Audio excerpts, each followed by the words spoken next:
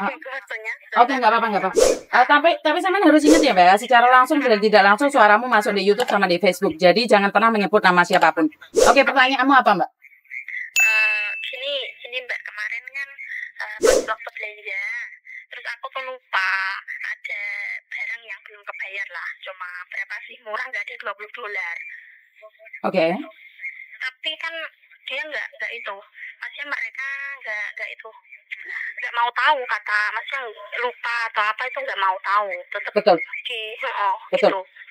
Ah, Nah betul. terus waktu kemarin kan langsung ya dipoking, terus dibawa ke kantor polisi kayak gitulah, terus suruh ngikutin prosedurnya kayak gimana. Nah ini kan ada jadwal buat sidang, masih 2 minggu lagi, cuman kan saya mau pulang gitu lah. Nanti setelah persidangan masih ada sidang-sidang yang lainnya nggak? Takutnya pas waktu mau pulang sidang belum selesai, nanti di bandaranya ditahan gitu loh Mbak.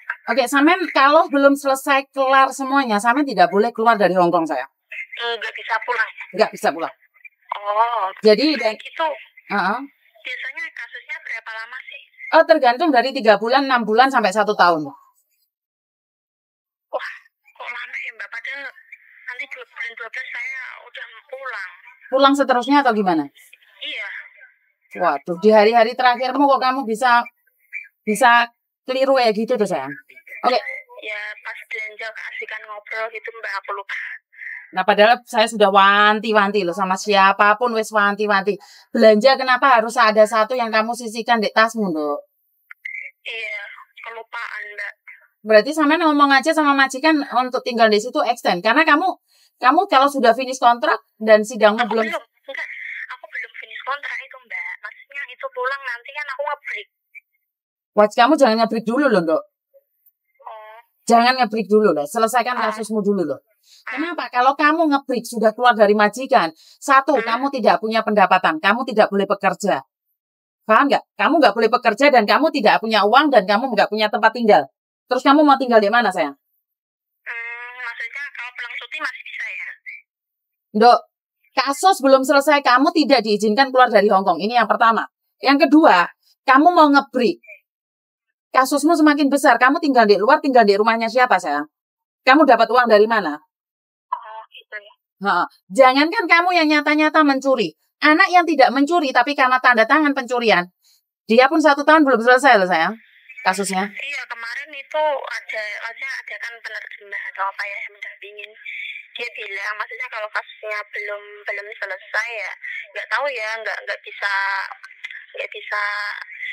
janji, maksudnya kasus itu selesainya sampai berapa bulan kayak gitu. Betul. Karena ada kasus 3 bulan selesai karena langsung masuk penjara dan deportasi. Mencuri uang 500. Ada kasus yang cuma nyuri ayam aja, setengah tahun belum selesai. Ada yang tidak mencuri, dituduh mencuri, 1,5 tahun belum selesai. Jadi saya tidak tahu yang mana satu kasus kamu, sayang. Oh gitu ya Mbak. Jadi saya tidak tahu yang mana satu kasus kamu. Jadi nggak tahu ya, maksudnya kasus itu akan berapa lama selesainya? 3 bulan, 6 bulan, sampai 1 tahun itu bisa jadi ya? 1,5 tahun tuh bisa jadi, sayang. 2 tahun tuh bisa jadi. Padahal cuma kasus sepele kayak gitu. Tidak ada yang kasus sepele di Hong Kong, sayang. Kamu mencuri $10 dan mencuri $100 ataupun $100.000 sama, tetap namanya mencuri.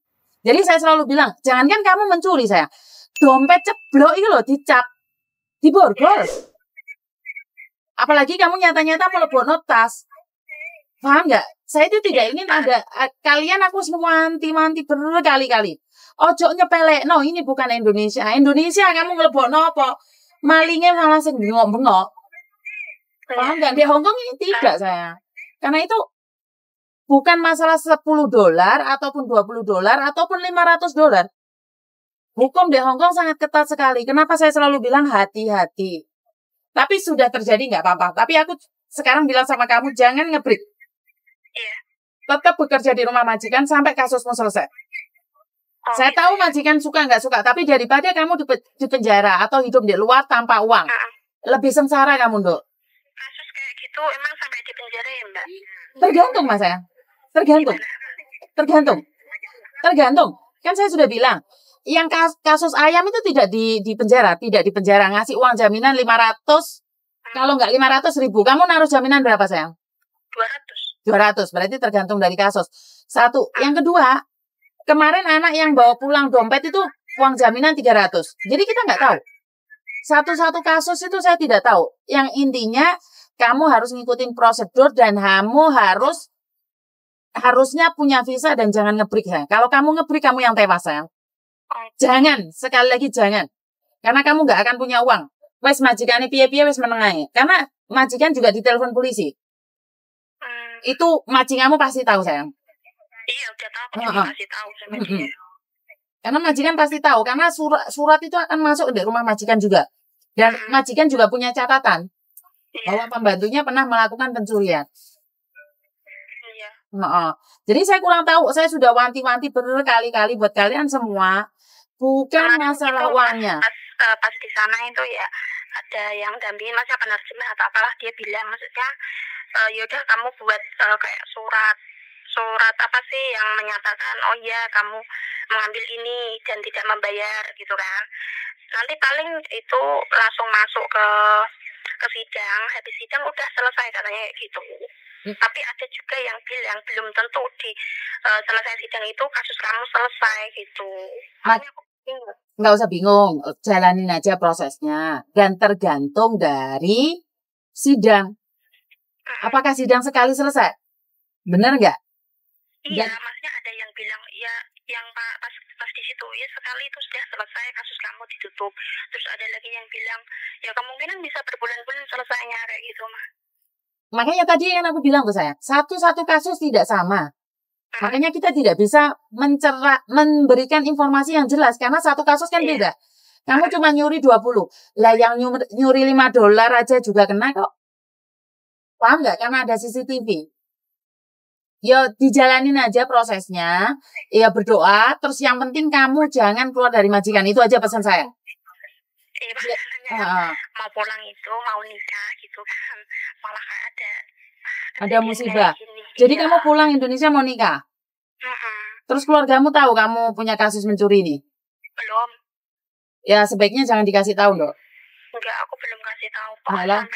Sampai nanti udah benar-benar sidang, saya udah tahu kayak gimana.